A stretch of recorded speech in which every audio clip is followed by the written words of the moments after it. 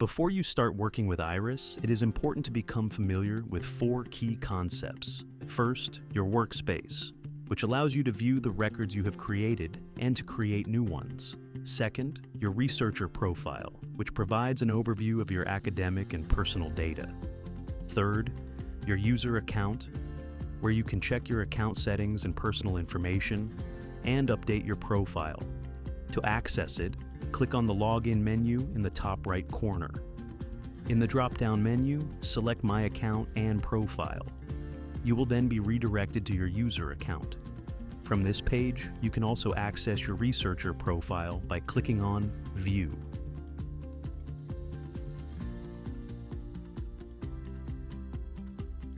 And finally, the collections.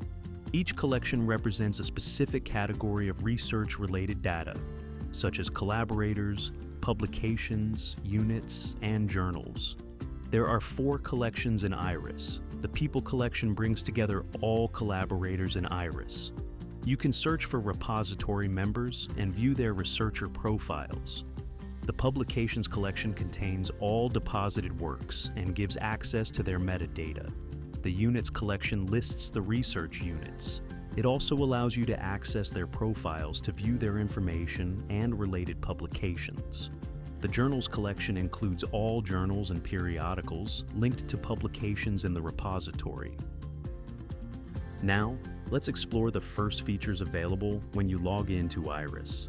At the top right of the homepage, you can access your workspace, the Iris Help section, and documentation.